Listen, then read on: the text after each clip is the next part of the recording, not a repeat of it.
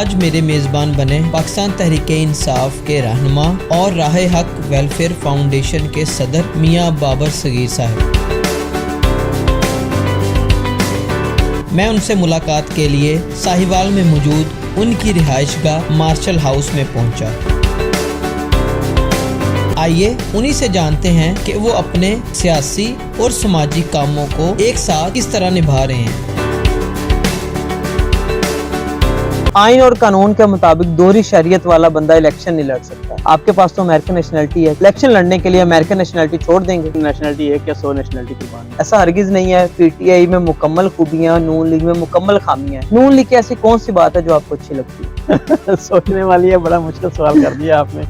जब लोग इलेक्शन जीत जाते हैं या इलेक्शन लड़ रहे होते हैं तो उनके माइंड में मकसद पैसा बनाना होता है। आपके पास अल्लाह ताला की जात का दिया हुआ सब कुछ है, फिर आप इलेक्शन क्यों लड़ना चाह रहे हैं? लोगों को तासुर ये दिया जाता है कि ये ग्रिड स्टेशन कादराबाद वाला बना है, इसकी डायरेक्ट सप्लाई साहिवाल को है। ऐसा नहीं है। नून लीग ने बहुत सारे ऐसे काम किए हैं कि लोगों के साथ झूठ बोलती है। आप महाना 300 घरों को राशन दे रहे हैं, क्या ये बात दुरुस्त है? 3 से 4 हजार खानदानों का। लोग ब्रीफ केस लेके जा रहे हैं और अपने टिकटों को क्लियर करवा रहे हैं। साहिवाल में पीटीआई के बड़े मरकजी रहनुमा, बहुत बड़े बड़े जागीरदार हैं। क्या आपको नहीं ऐसा लगता कि पैसे पे तरजीह दी जाएगी आपकी पार्टी में? क्या आपके पास इतना सरमाया है कि आप पार्टी टिकट लेने के लिए पार्टी को भी करोड़ों रुपए फंड दे सकें और अपने इलेक्शन पर भी करोड़ों रुपए लगा सकें? साहिवाल के लिए ऐसा कौन सा काम टॉप प्रायोरिटी पे है जो आप आते ही करेंगे? साहिवाल का सबसे जो बड़ा इशू है ना इस वक्त, वो मोटरवे से जुड़ा है।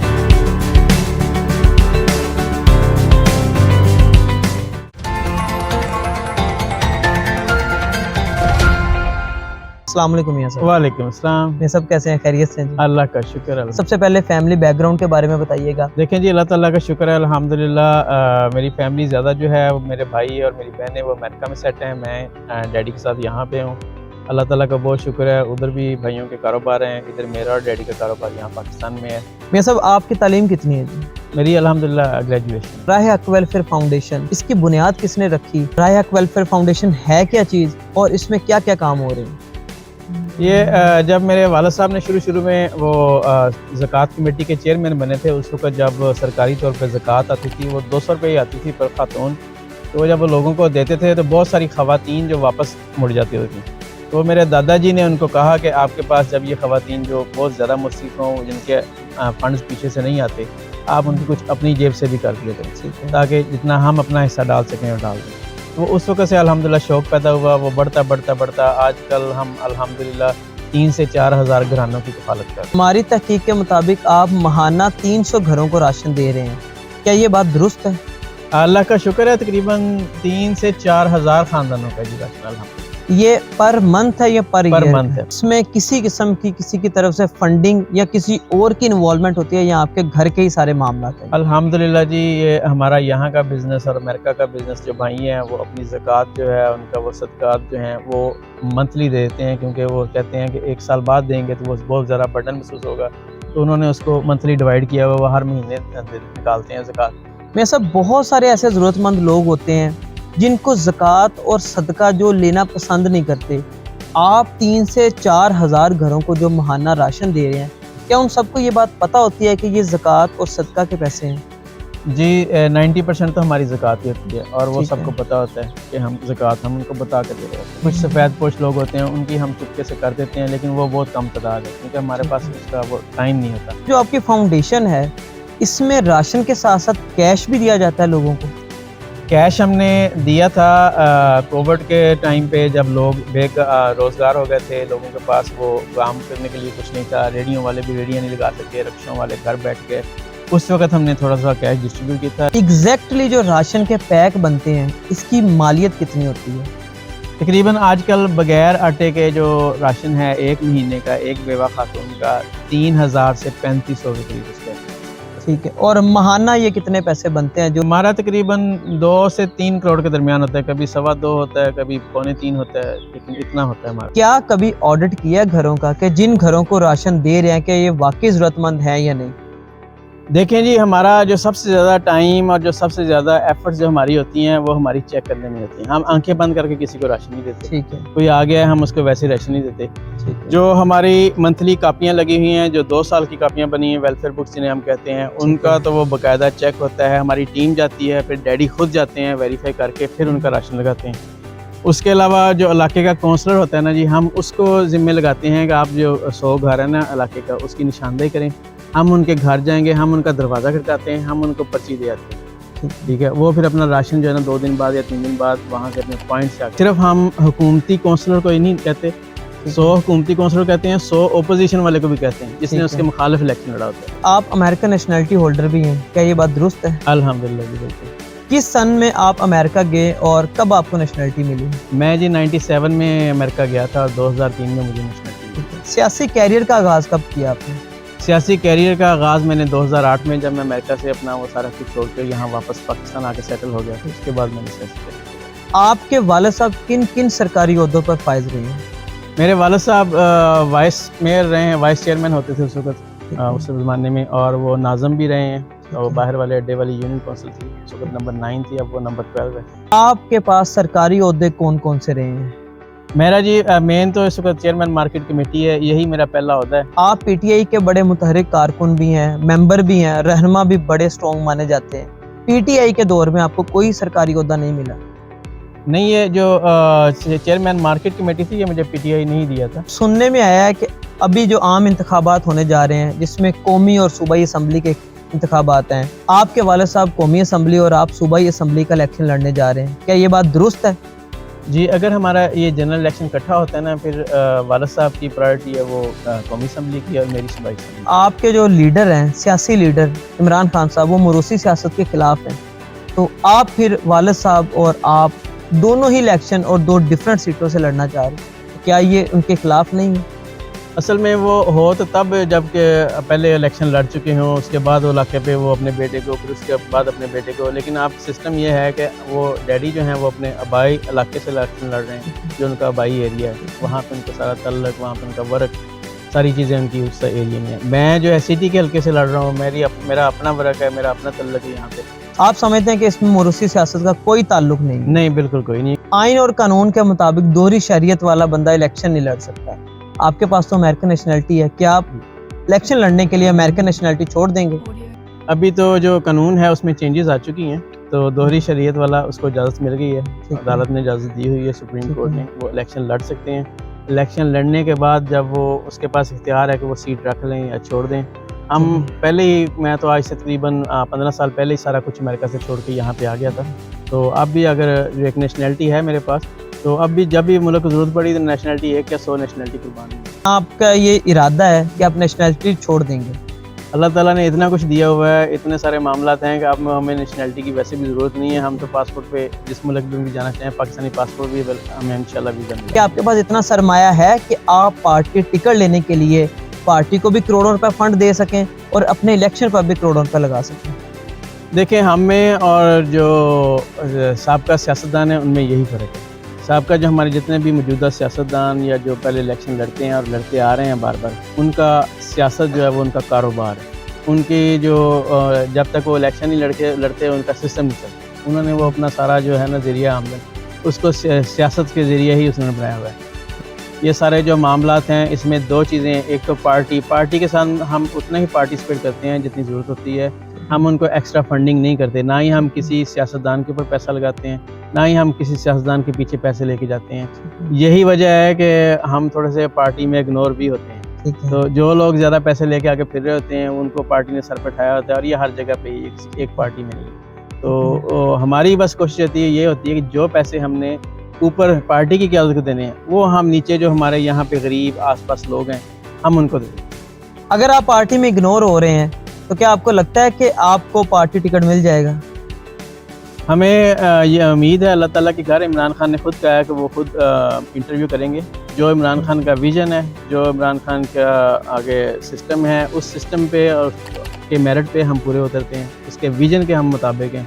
तो हमें नहीं, हमारा नहीं ख्याल कि वो हमें इग्नोर करेंगे। हमारा अगर इंटरव्यू हो गया खान साहब के साथ तो उसमें हमारा इंशाल्लाह पहला नंबर ही होगा। जब लोग इलेक्शन जीत जाते हैं या इलेक्शन लड़ रहे होते हैं तो उनके माइंड में मकसद पैसा बनाना होता है। आपके पास अल्लाह ताला की ज़ात का दिया हुआ सब कुछ है, फिर आप इलेक्शन क्यों लड़ना चाह रहे हैं?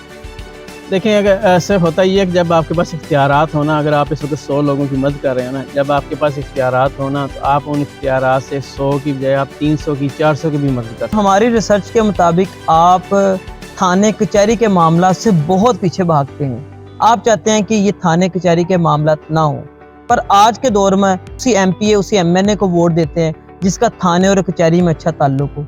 आप इसको किस नज़र से देखते हैं? देखिए, आपकी बात बिल्कुल सही है। आज से पहले इलेक्शन की सूरत हाल यही होती है, उम्मीदवार की भी सूरत हाल यही होती है। लोग वो तगड़ा उम्मीदवार चाहते हैं, लेकिन वो तगड़े उम्मीदवार गुज़िश्ता 3 इलेक्शंस के जो थे ना वो जीत के आ रहे हैं, लेकिन उन्होंने किया कुछ नहीं वहाँ। सारे मामला वहीं के वहीं हैं, थाने भी वैसे के वैसे ही हैं, वो पटवारी भी वैसे के वैसे ही हैं, और जितने भी ये गलियां महल्ले जो सीवरेज है कुछ सड़कें हैं वैसे की वैसी, कोई फ़र्क नहीं पड़ा। जो पीटीआई का 3 साल दौर था, इसमें बहुत बड़ी चेंज ये थी, कोई भी एसएचओ पीटीआई की किसी एमएनए एमपी की बात नहीं मानता था, वो खुद ही चीज़ों को देखता था, खुद ही करता था। आप क्या समझते हैं पिछली 1 या 2 दिहाइयों से साहिवाल किस चीज़ से महरूम रहा? साहिवाल के साथ एक तो जो ज्यादती हुई है बहुत बड़ी, वो ये थी कि यहाँ पे जो जेल बनी है, हाई सिक्योरिटी जेल, ये अमेरिका चल जाएं, बरतानिया चल जाएं, ये सहराओं में बनती है। ठीक है, वो उन्होंने ये शहर के मरकज़ में बना दिया, जिसके सामने सारे सरकारी दफातर हैं, ये नहीं होनी। तो उस वजह से भी ये जो है ना, एक साहिवाल में एक सिक्योरिटी का और ये ज़मीन का और ये सारे जो आप कह लें रेवेन्यू का सारा मसला बना हुआ है। हम इस जेल वाली जगह है, इतनी कीमती जगह थी कि हम इतना उससे पैसा इकट्ठा कर सकते थे कि साहिवाल को किसी इमदाद किसी किस्म की भी ज़रूरत नहीं पड़नी, सारे काम हम खुद कर सकते थे। जो पावर प्लांट लगाया गया साहिवाल में, ये साहिवाल के साथ बहुत बड़ी ज़्यादती हुई। चाइना से हमने पैसे लिए, उनसे यानी कि उधार लिया, कर्ज लिया, पावर प्लांट हमने साहिवाल की उस ज़रख़ेज़ ज़मीन पर बना दिया जो करोड़ों के हिसाब से पैदावारी जो है ना रेवेन्यू फराहम करती है। ठीक है, ये कोई किसी दूर एरिया में होना चाहिए था। पाकपतन के करीब वो दरियाए ब्यास है जो सूखा हुआ है, वो सारा कलर वाला ज़मीन भी कलर वाली है, तो वहाँ पर भी लग सकता था या किसी और एरिया में लग सकता था। अब इशू इसमें ये है कि यहाँ से जो भी बिजली पैदा होनी है वो पहले इस्लामाबाद जानी है। ठीक है, इस्लामाबाद से वो आगे नेशनल ग्रिड से फिर आगे तकसीम है। ठीक है, तो देखें अब वो उसको अगर ऐसे करना था तो उसको किसी इस्लामाबाद के नज़दीक ना आए थे, तो आप वो सोर्सेज को वो ज़ाया कर रहे हैं डबल उसकी वो इस्तेमाल करके, तो फिर उसके बाद उसकी वर्थ भी नहीं है और उसके आपने ज़रूरी ज़मीन का नुकसान भी किया। ये एक बहुत बड़ा ब्लंडर था साहिवाल के साथ। लोगों को तासुर ये दिया जाता है कि ये ग्रिड स्टेशन कादराबाद वाला बना है, इसकी डायरेक्ट सप्लाई साहिवाल को है, ऐसा नहीं है? बिल्कुल भी नहीं है जी। ये लोगों के साथ जो नून लीग ने बहुत सारे ऐसे काम किए हैं कि लोगों के साथ झूठ बोलती है। तो इसमें जो सबसे बड़ा ब्लंडर वो हमारा पावर प्लांट है, जिसको हमने जो इसके पैसे भी हमने चाइना को भी देने। ठीक है, इसमें जो वर्कर्स हैं वो भी चाइना से आए हुए हैं और वो सारे वहाँ के जेलों से क्रिमिनल बंदे वो वहाँ से लेके आए हुए हैं। उन्होंने यहाँ पे एक किस्म के उनको कैद भी किया हुआ, उनसे काम भी करवा रहे हैं। ठीक है, तो अगर यही करना था तो हमारी जेलों में थोड़े बंदे हैं, इतने सारे जो टैलेंटेड बंदे हमारी जेलों में मौजूद हैं, हम उनको से के जरिए भी काम ले सकते। लेबर भी चाइना की, पैसे भी चाइना के, हमने सूद भी हर साल उनको देना है। ठीक है, तो ये ज़मीन भी जो है वो भी अपनी हमारी ज़रूरी ज़मीन थी, तो बिजली बन के सारी जा रही है इस्लामाबाद, वहाँ से ग्रिड स्टेशन में से नेशनल जो ग्रिड स्टेशन है वहाँ से आगे जानी जहाँ भी। आप जब किसी भी नून लीग के नुमाइंदे या जमात इस्लामी, तहरीक लब्बैक, पीपल पार्टी के किसी भी आपके बड़े अच्छे दोस्त हैं सारे, जब आप उनसे मिलते हैं तो आप लोग बहुत अच्छे तरीके से सियासतदान आपस में मिलते हैं, अवाम के सामने एक दूसरे को गालियां निकालते हैं, बुरा भला कहते हैं। क्या ये दिखावा नहीं है सिर्फ, या आप हकीकत में भी वैसे ही हैं जैसे आप लोगों के सामने और हकीकत में भी जब मिलते हैं तो नून लीग वालों को ये कहते हैं कि आपने ये ज्यादती की है, आपने ये ज्यादती की, आपने ये झूठ बोला है? देखें जी, बहुत सारी चीज़ें हैं जो मुख्तलिफ लोगों का उसमें ओपिनियन मुख्तलिफ है। अगर आप मेरी ओपिनियन लें तो मैं जो वर्कर होता है ना, वर्कर बड़े लीडर तो बात की बात है, जो वर्कर है ना वो नून लीग का है, वो पीपल्स पार्टी का है, वो जमात इस्लामी का है। मैं बतौर वर्कर उनकी इज्जत करूँ। ठीक है, क्योंकि अगर मैं उनकी इज्जत करूंगा ना, मैं खुद वर्कर कहने के लायक। बिल्कुल सही बात। तो वर्कर को वर्कर की इज्जत करनी चाहिए, वो जिस पार्टी से भी हो। मुझे कहीं पे भी जहाँ पे भी उनका कटड़ जो वर्कर होते हैं ना, जो तो उनकी ज़्यादा इज्जत करता हूँ, क्योंकि हम भी पीटीआई के जाले हैं, तो हमें खुशी होती है कि चलो वो अपने जमात के साथ, अपने सिस्टम के साथ वो वफादारी करते हैं, वो मेहनत करते हैं। साहिवाल के लिए ऐसा कौन सा काम टॉप प्रायोरिटी पे है जो आप आते ही करेंगे? साहिवाल का सबसे जो बड़ा इशू है ना इस वक्त, वो मोटरवे से लिंक है। ठीक है, यहाँ पे सबसे पहले तो हमें मोटरवे से लिंक होना चाहिए। मोटरवे की मैं आपको थोड़ी सी सूरत हाल बता दूँ। आज से तकरीबन 3 साल पहले जब ये फैसलाबाद लाहौर मोटरवे नहीं बनी थी, उस वक्त जनाब डाइवो यहाँ पे साहिवाल का जो अड्डा है या फैसल मूवर्स का अड्डा है, उस पे एक अड्डे पे 140 बसें रोजाना आती हैं। ठीक है, ये रोजाना की मैं बता रहा हूँ, 140 बसें। ठीक है, ठीक है, मोटरवे की वो बन गई तो अब वो बसें 28 रह गई डाइवो पे और 32 रह गई फैसल मूवर्स पे। ठीक है, ठीक है, कहाँ 140 और 150, कहाँ पे 28 और 32। ठीक है, ठीक है, आप देखें कितना नुकसान हुआ ये साहिवाल को। वो उतने बसें, उतने मुसाफिर साहिवाल आते थे, साहिवाल में रेवेन्यू बनता था, किसी रेडी वाले की सेल, किसी के कुछ, कोई अपने ये पैंचरों वाले, कोई बार वाले अड्डे में हाकर्स, बहुत सारे लोगों का रोजगार था वाबस्ता, जो उनका रोजगार खत्म हो गया। बहुत सारे लोग जो थे वो बेरोजगार हो गए।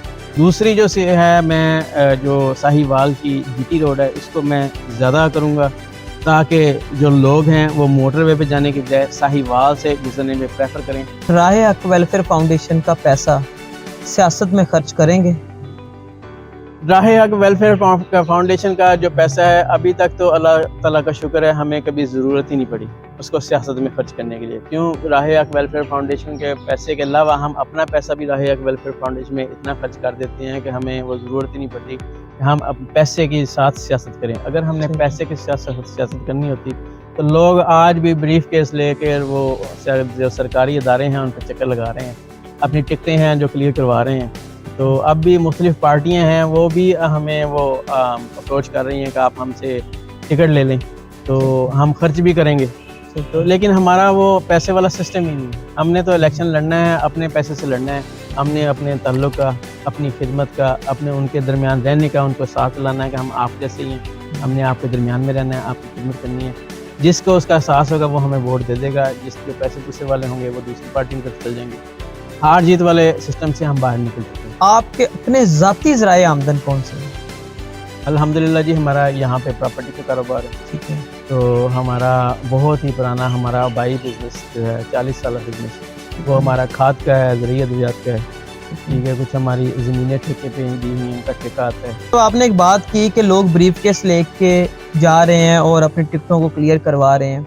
साहिवाल में पीटीआई के बड़े मरकजी रहनुमा, बहुत बड़े बड़े जागीरदार हैं। क्या आपको नहीं ऐसा लगता कि पैसे पे तरजीह दी जाएगी आपकी पार्टी में? मेरा नहीं ख्याल। पीटीआई में और दूसरी जमातों में जो बेसिक फ़र्क है वो यही है कि पीटीआई में तकरीबन कारकुन को देखा जाता है, ठीक है, तो उसकी वर्थ देखी जाती है, उसका काम देखा जाता है।